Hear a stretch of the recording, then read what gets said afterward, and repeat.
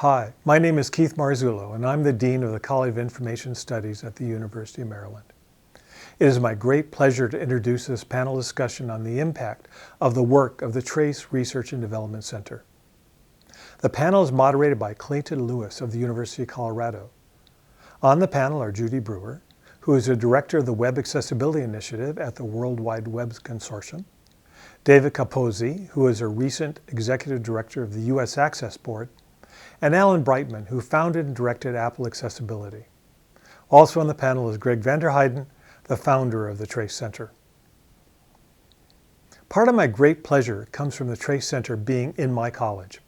The center moved from the University of Wisconsin-Madison to the University of Maryland in 2016, so they've been a part of us for only 10% of their history, but we are a natural partner for Trace. Our college's mission is situated at the intersection of technology, information, and people, and we have a long history of commitment to universal access, user-centered design, and real-world impact that fosters community and empowers individuals. Accessibility and inclusion, foundational principles of the Trace R&D Center, are central to what we in the iSchool do. The iSchool provides the Trace R&D Center with a supportive environment and a rich set of multidisciplinary collaborators. Some from the Human-Computer Interaction Lab, HCIL, which is focused on understanding how the needs and dreams of people can be reflected in our future technologies, and how to design technologies support positive impact in the world. And our location within the Washington, D.C. Beltway supports the Trace Center's many collaborations with federal agencies, legislatures, and consumer and interesting groups, and its deep engagement in policy conversations at the highest and broadest levels. The iSchool is proud to be the hosting college for the Trace Research and Development Center. The center's future is strong as Professor Jonathan Lazar takes over as director, and with Bern Jordan, Hernice Kokori, and Amanda Lazar as principal investigators. We all look forward to its impactful work for all of us. Thank you.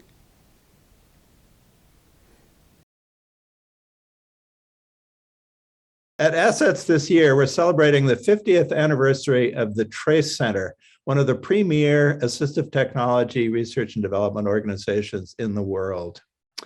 Trace started at the University of Wisconsin in 1971 as a volunteer project to create a communication aid for a single student with cerebral palsy.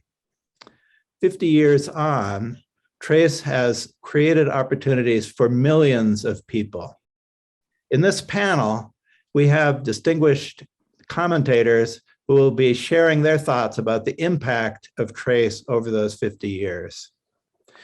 On our panel, we have Alan Brightman, who founded accessibility groups at Apple and at Yahoo, and like all the other panelists, has done way more things than could possibly be mentioned here, but I'll add that he's also the author of several books aimed at expanding participation in society by people with disabilities. We also have Judy Brewer, who for almost 25 years has directed the Web Accessibility Initiative of the World Wide Web Consortium. And Judy has a list of awards as long as your arm, including an award from SIG ASSETS for outstanding contributions to accessibility. Finally, we have David Capozzi. David was director for Technology and Information Services, and then Executive Director of the U.S. Access Board, a key federal agency in the United States that promotes the support for people with disabilities. And David presided over many milestone policy advances in the world of access and disability. So I'm delighted to be able to welcome these people to our panel. So I'd like to start with a very broad question, if each panelist could comment on this. What would you signal as some of the key contributions of Trace over these 50 years? And feel free to bring in policy advancements as well as technology advancements. So Alan, can we start with you? I would say the biggest contribution is that our initiative to create accessibility within all Apple products would not have gotten off the ground the way it did if it were not for Gregg's input. Footnote, Gregg and I have argued about this for 35 years, who was responsible for actually getting it off the ground. And I just want to go on record now as saying, I will take full credit, but between you and me, it was Gregg. Judy, what are your thoughts? I greatly appreciate the opportunity to reflect with colleagues on this panel about the role and impact of the Trace Center over the years. In my view, the Trace Center has played a unique and profound role in shaping accessibility of digital technologies for millions of people with disabilities around the world, and helped ensure that we have a place at the table and that we're able to, through accessible technology, use that opportunity to broaden the discussion and focus the discussion where needed. And it would be hard for me to briefly summarize the impact, but I'll mention a few things that stand out to me. Some of the role of the Trace Center, and especially Gregg, I think has been to define important questions and areas of inquiry, even when others might not have had those first on their table to look at, and to persist in bringing different voices to the table. And some of the impact has been in helping build a conceptual framework for critical areas of accessible technology and accessible ways to use technology. I work at the Web Accessibility Initiative, WAY, at the World Wide Web Consortium, the internationally recognized web content accessibility guidelines. If you look at where that started, it all started with the Trace Center's Unified Web Access Guidelines that Gregg led and that Wendy Chisholm and others, including Ben Caldwell, contributed to. And the work would not have had a starting foothold without the conceptual work and the shoe leather of tracking around evolving ideas about web accessibility that started there. So I'll say more as your questions continue, Clayton, but those are some of the things I'd like to just mention up front. Thank you. David? Well, I want to echo what everyone has said so far.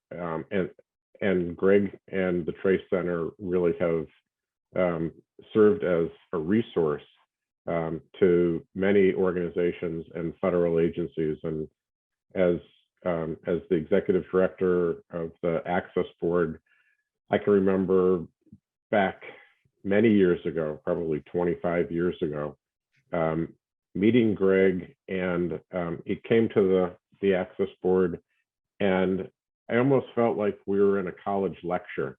And afterwards, I said to Gregg, you know, every time you come and talk with us, I feel like I'm gaining college credits because I'm learning so much. And our staff learned so much from Gregg and the other staff at the Trace Center. And it helped us develop better public policy and improve the lives of people with disabilities.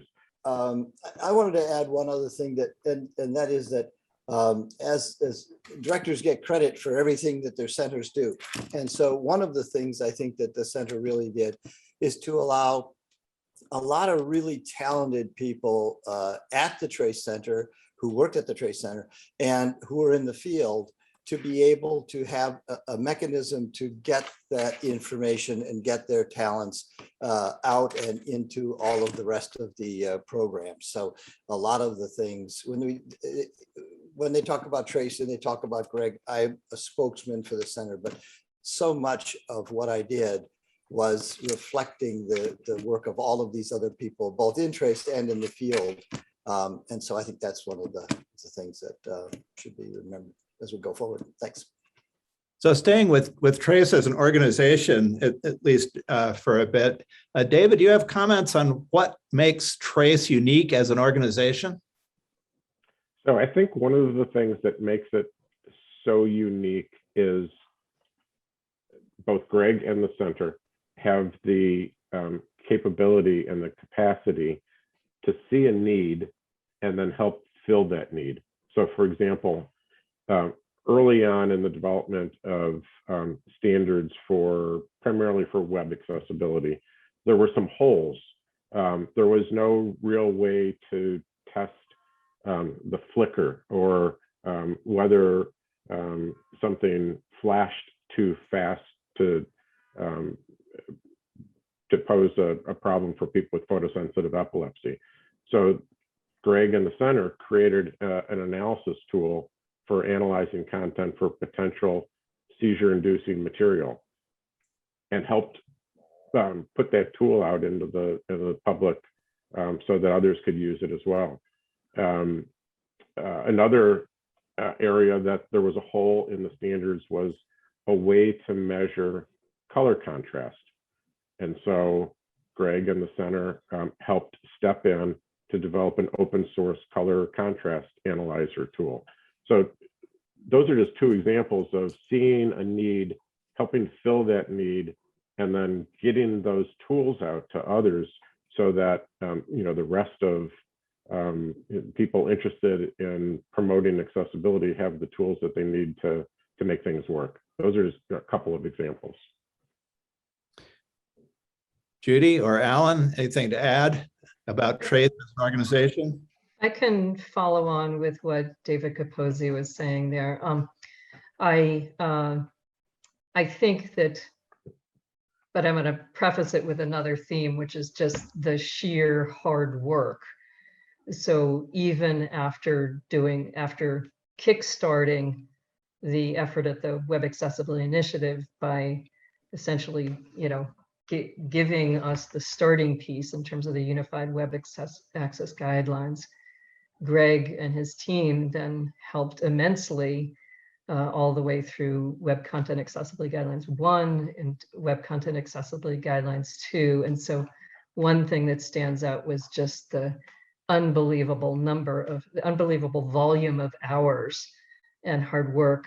But coming back to what David was saying, I want to expand on that a little bit, because very importantly, the TRACE Center was helping fill some of the gaps, but at the same time, Gregg was also helping us take the most fundamental challenges we were coming up against in WCAG 2, for instance, where we were trying to figure out how, as all the technologies are evolving so rapidly, you need guidelines that are technology neutral or technology agnostic. And yet at the same time, you need a basis for reliable inter-rater reliable testing. And so at first that seemed like an impossible hurdle to cross, but the persistence in tackling that is what gave us what has become an extendable framework for digital accessibility that can map against new technologies as they evolve. But the willingness to tackle the impossible seeming challenges, I think, has been one of the TRACE Center's and Gregg's particularly unique contributions, and has helped move the whole field forward there. Alan, any comments from you? What comes to mind is, because I keep looking at the sheer number of ways today that people with disabilities can tailor their mainstream machine to meet their unique needs. And when you show people what the accessibility utilities are, whether it's in a mobile phone or whether it's in a computer, it really is completely mind-blowing. It still is to me what's possible to do, particularly when I was at a company which years ago, when it switched from an Apple IIe to a Macintosh, the disabled community said we had just turned our back on them, because now they were things like a mouse and windows and no tops that could pop off easily. What the TRACE Center in the form of Gregg did, which I'm still in awe of. Gregg came into our company as an outsider, and he spoke two languages. He spoke the language of who are people with disabilities, and then he spoke the language of engineering. And one without the other would not have worked at a company like ours, Apple at the time, where we had the most brilliant, talented, but mostly arrogant people in the world building what Steve Jobs said was the most beautiful computer ever built. And Gregg had to come in. Gregg came in at my request, because everywhere I turned after we created our office, the only name that kept cropping up all the time was Vanderheiden. I didn't know what that was even, but it was the phone call that I made. And when he came in to these folks to talk to these folks, it was very important for him to point to people who were the proudest people in the world of what they did, that, you know what, you built a beautiful machine, but when you say it's the computer for the rest of us, roughly 20% of the rest of us can't use it.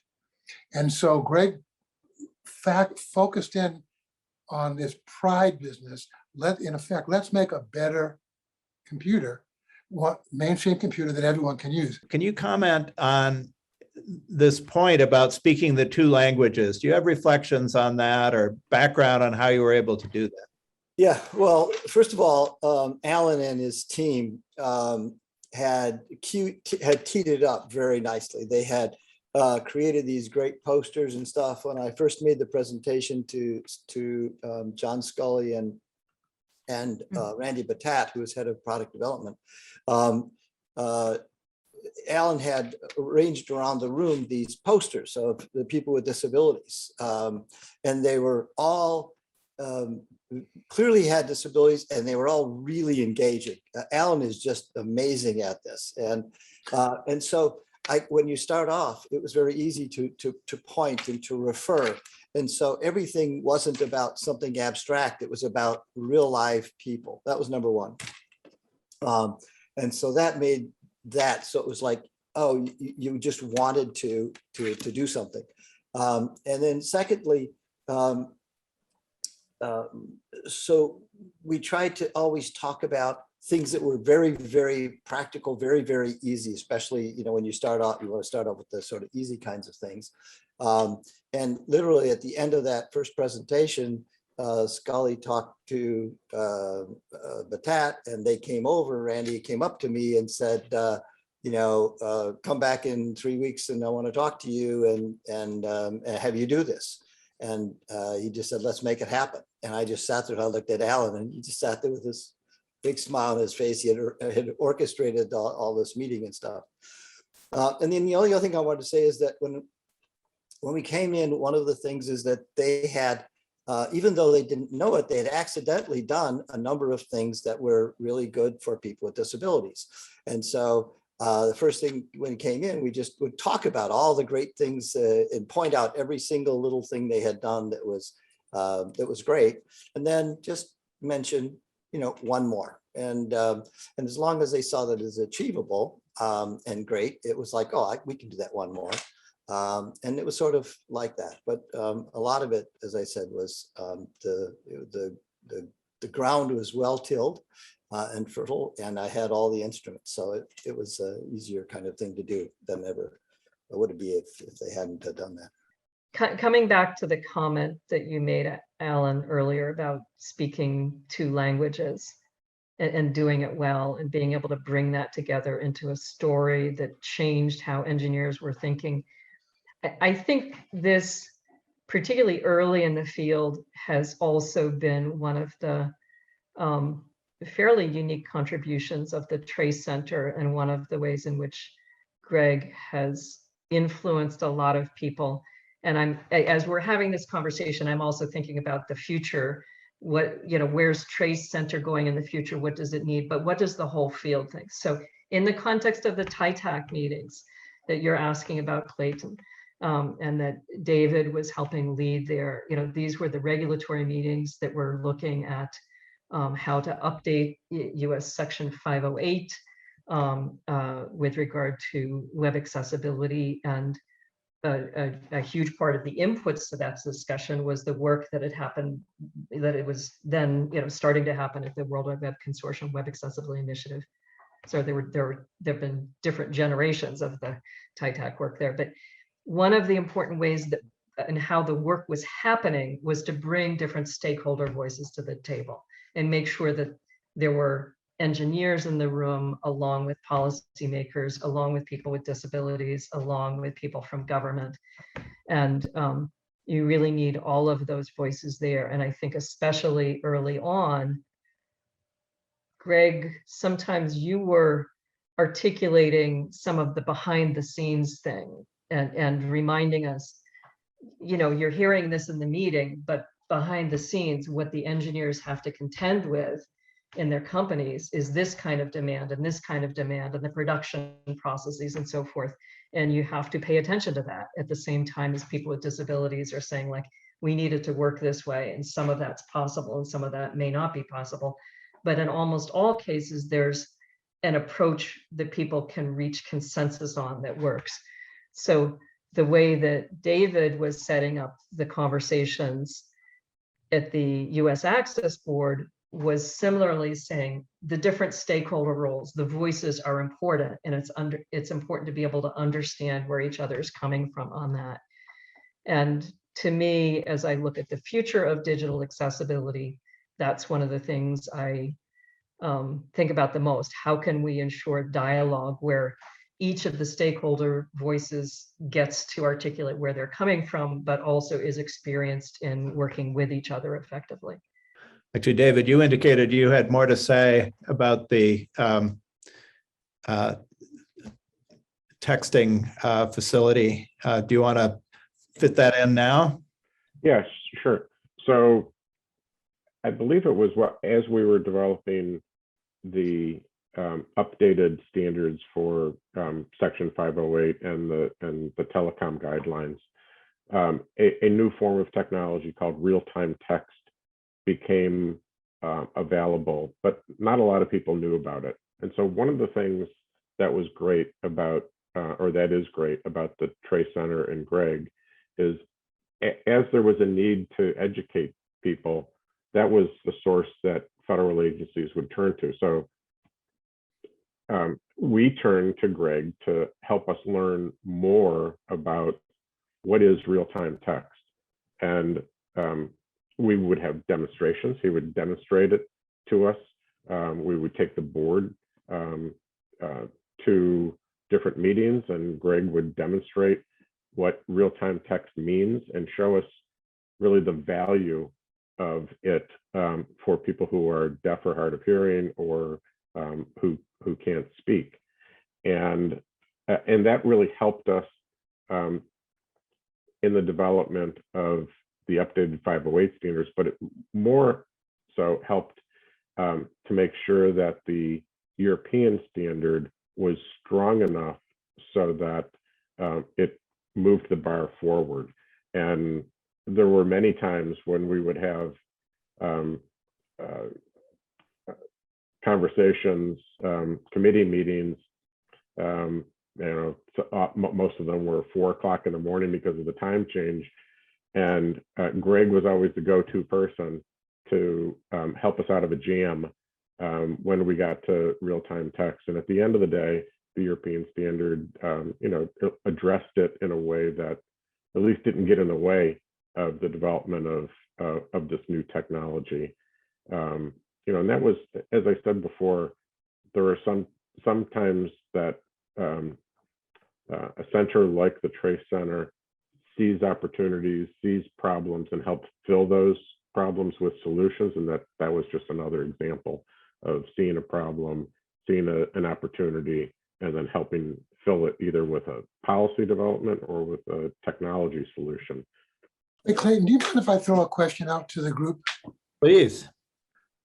I was thinking back to the huge, fast, significant progress we made with Gregg and with Trace early on. And I wonder now for Trace, so much has changed. The world's in a very different place. But is there a next big step for accessibility, whether in product or on the web or in the work? What's the next big step, or is everything just going to continue to be necessarily incremental? Judy. I'd love to speak to that question. And so, that's one of the questions I think you'd asked us to reflect on Clayton, for today's discussion. And reflecting back for a moment first, Alan, you commented early how Gregg came into a meeting, or let's see, someone had commented Gregg came into a meeting with a piece of cardboard and said, like, this is, David, sorry, that was you, saying you need to realize this is a communication device or whatever. This is a computer that's going to be able to do all these things, and it seemed impossible and so forth. But my experience of multiple interactions with Gregg and with others from the Trace Center over the years is that the Trace Center was constantly presenting this forward vision. So working on the conceptual underpinnings of the current work, filling in the practical gaps that were needed, but also painting a picture of the future and saying, you have to keep thinking about the future. And doing that in a across the field, across a bunch of technologies kind of way. So sitting at the World Wide Web Consortium, working in the Web Accessibility Initiative, the web is just a tiny piece of what we're working on now. We're working on all kinds of different emerging technologies on the web, whether it's not only Internet of Things, but Web of Things, whether it's automotive interfaces, whether it's virtual reality, augmentative reality, and so forth. And so we're writing accessibility user requirements for these. We're talking with the working groups that are developing course standards in these areas. And we're having to think about that all the time. And at the same time, I think it's so important for there to be research organizations that have this centered perspective on the needs of a whole range of people with different kinds of disabilities, but also that understand the engineering context and are trying constantly to bridge that and paint the picture of the future. So for me, meetings earlier today, what was I talking about with staff? What was I talking about with colleagues is, we're underutilizing AI in our planning for web-based digital accessibility. We're underusing it in terms of what we can do for smarter browsing that leverages personalization and delivers what people need more readily, for accessible content creation, for accessible testing, and so forth. And we're in this awkward kind of teenage stage of AI getting integrated into different aspects of accessibility, but just in very little ways right now. But 5, 10, 15 years from now, it'll be much more extensive, and then that'll be the main thing that's going on. And AI bias is a concern to all of us, but leveraging the positive capabilities of AI is something we have to do very mindfully, very strategically. And I hope that that's one of the areas that the Trace Center, as well as other organizations in the field, will continue to do in this multi-stakeholder way. Needs of disabilities, real needs of engineering community as well. I would agree. I think there's always going to be a need for organizations like the Trace Center, where it brings together engineering and disability perspectives. That's always going to be essential. And I'll just give you 2 examples of tangible examples of public policy developments that the Trace Center has been helpful in areas that aren't well regulated right now. One is self-service transaction machines. So it's, the only requirement for self-service transaction machines, like a kiosk or a point of sale machine, is that it be at a height where a person in a wheelchair can get to it. That's it. Under either the ADA or or under the ADA. Section 508 has lots of provisions. So you'll have federal kiosks that are nicely accessible, and we'll have the easy access interface, largely, displayed on it, because there is a set of requirements there. But for the vast majority in the private sector, there is no requirement except that it be at the right height. So Gregg has done research that's on the Access Board's website about self-service transaction machines. Just made a presentation, I think it was May, so a couple months ago, at the Access Board about access to self-service transaction machines to help give information again to the agency that is tasked with writing regulations to make sure that the technology, even as you were saying, Alan, sometimes regulations get in the way, but without them, there's no progress sometimes. Certainly. Right. But I do agree that sometimes they can stifle innovation if you don't do it correctly. So that point I would agree with. But on the other hand, sometimes you need regulation to compel industry to acknowledge the needs of people with disabilities. And the second tangible issue is autonomous vehicles. And so that's an issue right now that is kind of in its infancy of developing public policy. And the Trace Center has been helpful in helping the Access Board and others understand the issues for people with sensory and cognitive disabilities. And it was back in April of this year that Gregg and Byrne and others provided information to the board to help move move that issue along. So sometimes without the information from an organization like Trace, federal agencies are just left to their own devices, and that's not a good thing. So it's really essential that there's organizations like this to fill the gap. Two Hey, comments. Greg, when you step down from Trace, are you going to push it in a certain direction? No, well, actually, this is my 50th year, and so I will be actually turning it over to Jonathan Lazar, the directorship of Trace, and I will be, if you will, retiring from my professorship, and then I will be starting my second career, so Cowboy. yeah, it's sort of like I said, I'm going to be on permanent sabbatical. Um, But the big efforts that I'm refocusing on is exactly the one that Clayton just talked about, which is the sort of infobot. It's the use of AI, and interestingly, Clayton, it also brings back in the universal remote console construct, and basically what it amounts to is it's like a super kind of AT, and Alan, I think it's this thing you're talking about, the next huge leap. If we can make it happen, and it's got some huge challenges, technological, and in terms of AI and stuff. But the goal is, if you can create, and I call it an infobot, but you create something that can understand and operate any interface, digital interface it sees. And it doesn't have to plug into it. It sees it and operates it the same way a human would. So there doesn't have to be anything done by the manufacturer except to make it so that it's understandable by, say, the median or average person. And then the infobot would be able to understand it.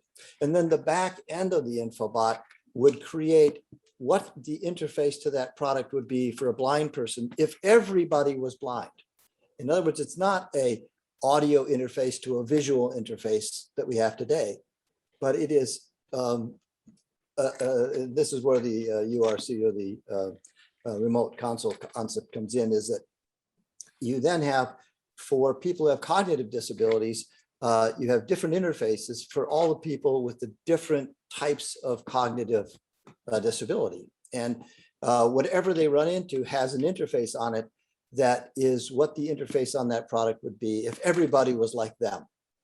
And so this, if we can do it, would mean that instead of areas like cognitive language learning where we don't have good interfaces, they would have a good interface, but it would be to everything they run into, and not just to a laptop or a phone or something, but as you said, it's pervading, all parts of our lives. And so this would mean that instead of 3 or 5% of things being accessible, everything would be as that had a digital interface would. And it would also change how we approach accessibility and regulation and everything. So it really would kind of turn things upside down and advance us. But again, it's all going to depend upon us creating things. And so a large number of people, from David Capozzi at the Access Board to Vince Cerf at Google and stuff, are all very interested in trying to look at this kind of a problem. So I think that's going to be the next mega challenge. And if we can pull it off, it would be a huge advance. We'll see. So we've very properly focused a lot on Gregg, but we all know there's much more, and Gregg emphasized this himself. But I'm just curious, we don't need to name names because there are way too many to name. But people have any memories of encounters with Trace alumni? I'm constantly running into people in groups of all kinds, and turns out, yeah, oh, I worked at Trace, I worked with Gregg, whatever. Anyone want to develop that theme at all? So Okay. Wendy Chisholm was central to the early work on at the Trace Center on the Unified Web Access Guidelines, and also became very central to the work at WAY directly on the Web Content Accessibility Guidelines. And also has now gone on to play a critical role in AI work at Microsoft, also helping advance and support different projects that are exploratory with regard to AI there. So I think she's the Trace alumna that I run into most frequently and hear of the most. Yeah, the Trace alumni are in the Paciello group. They're in, I mean, they're all over the place. And it's about 400 or more Trace alumni that have come through and worked at, well, it's been 50 years. It's a lot of, and we engage a lot of students. One is the head of human factors in the United States for Toyota and things like this. So they're all over the place.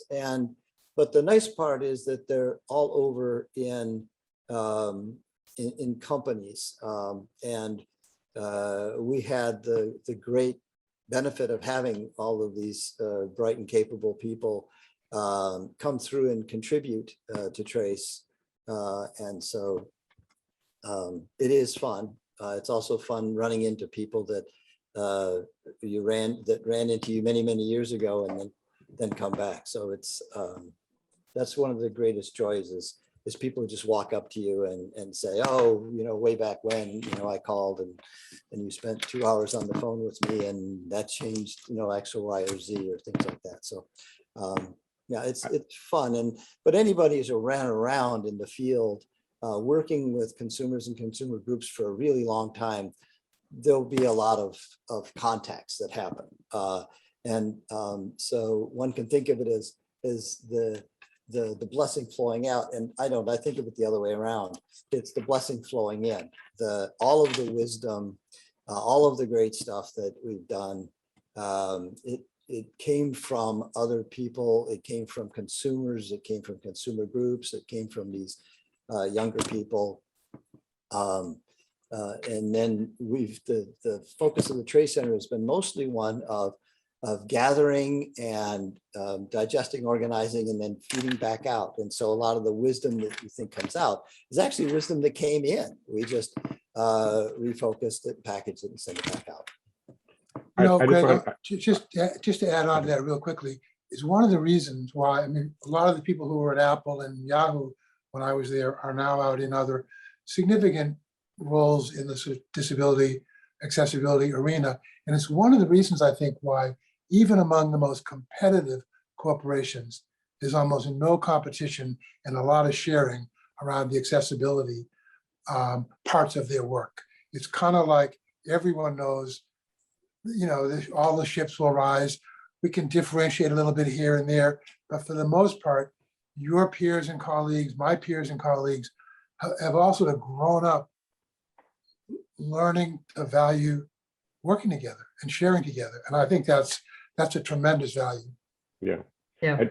Clayton, I just wanted to answer your question in a slightly different way. And that is one of the hallmarks of a good leader is a person that builds capacity behind him. And I think Gregg has done that with bringing on Jonathan Lazar and Bern Jordan in particular. And and the rest of the team that he has, but those two in particular, I think, are poised to take the Trace Center to, to the next 50 years. And so that, I think, is a real hallmark of someone who, loves the organization that they work for and make sure that it's in good hands as they, move on to the next phase of their life. And so that, I think, Gregg needs to be congratulated for as he's built the infrastructure behind him so that he knows that it's in good hands as he leaves. Hear, hear. David is speaking, of course, from the policy and the engineering perspectives, where Jonathan and Baron are the core. But also the other blessing that we've had is in coming to the University of Maryland, Amanda and Hernisa, in terms of the research and are really, and Jonathan as well, but the research and laying the groundwork around aging, especially Amanda's work, and around AI, Hernisa's work, and then again, Jonathan around policy, is allowing the Trace Center to not only go forward, but to also to have much deeper roots in a broader range. So yes, we've been really blessed. It's the reason why Trace moved from Wisconsin to Maryland, is because of the richer environment that we're here. And then we were lucky to be able to get the new team and so on. As we're moving forward, very delighted with the direction and the solid basis we have in the center going forward. Well, we're coming to the end of our time. I want to thank our panelists for sharing their reflections on this important topic. We all wish we could be doing this in person, but life's like that. So that's all from me. We've got a few minutes. If any of you have things you want to bring in that we didn't get to. No, I would just end this from my part by saying I can't think of another organization that has had the impact across the board for people with disabilities as the Trace Center has. I mean, it's just its unique contributions, I think, really need to be honored. And the fact that it's 50 years is sort of incredible to me. But what a 50 years it has been. And so I would like to just publicly say thank you to Gregg and all of his people, because I don't know of another organization that has made this kind of a dent. I'll end as I started, and that is by just stressing how important the Trace Center has been to the development of public policy for people with disabilities and information and communication technology, and that it's a unique center, and take advantage of their resources, because at the end, you'll learn a lot. You might get college credit for it, and you'll be better positioned to make better solutions for people across the board. And I wanted to thank Assets for the chance for our collective reflection, and Clayton for leading us through this discussion.